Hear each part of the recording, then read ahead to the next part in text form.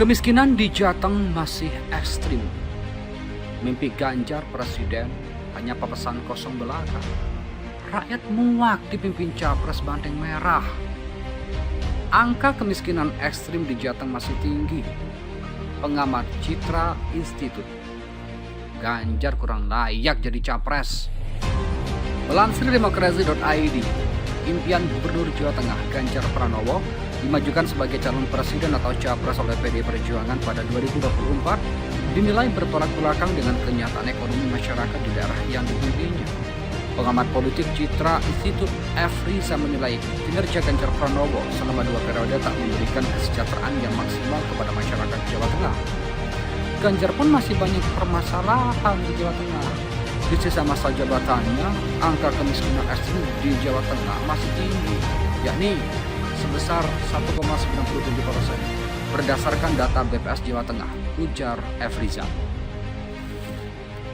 F. Riza mencatat, sudah 9 tahun Ganjar Pranowo memimpin Jawa Tengah atau sejak 2013 silam, ekonomi warga di sana belum diperbaiki secara signifikan.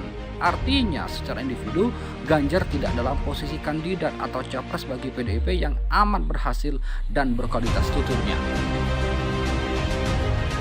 Maka dari itu, dosen ilmu pemerintahan Universitas Sutomo ini melihat ada ketidaksesuaian antara hasil survei yang mendapatkan Ganjar di universitas. Dosen ilmu pemerintahan Universitas Sutomo ini melihat ada ketidaksesuaian antara hasil survei yang mendapatkan Ganjar di urutan atas dengan hasil kerjanya sebagai Gubernur Jawa Tengah.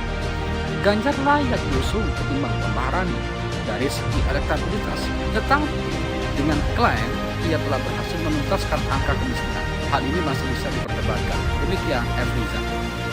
Soal kemiskinan di Jateng, pengamat singgung Gubernur Ganjar 2 periode hanya lip service.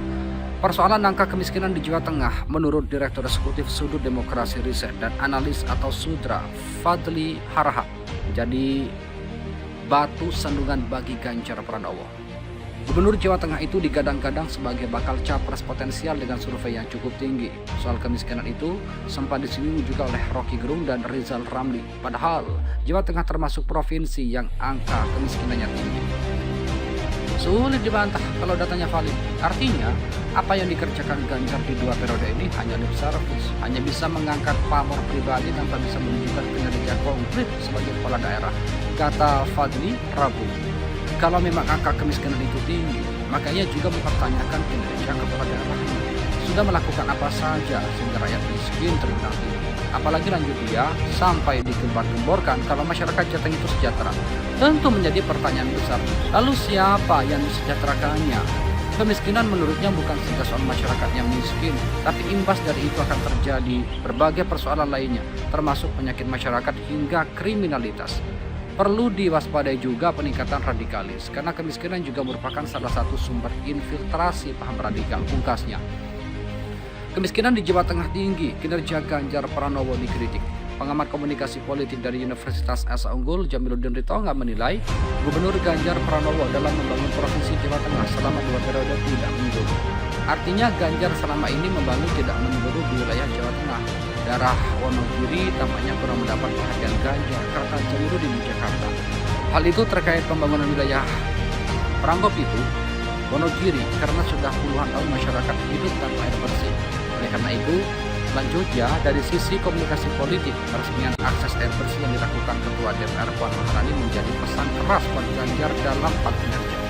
Ia mengingatkan Ganjar untuk segera melakukan evaluasi di sisa masa jabatannya ini. Ganjar sebaiknya di sisa masa pemerintahan ini melakukan evaluasi.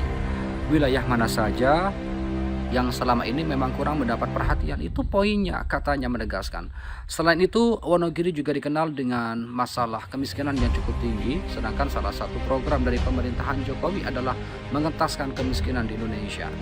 Namun realitasnya, kita melihat daerah Jawa Tengah itu adalah tingkat kemiskinan tertinggi di Pulau Jawa.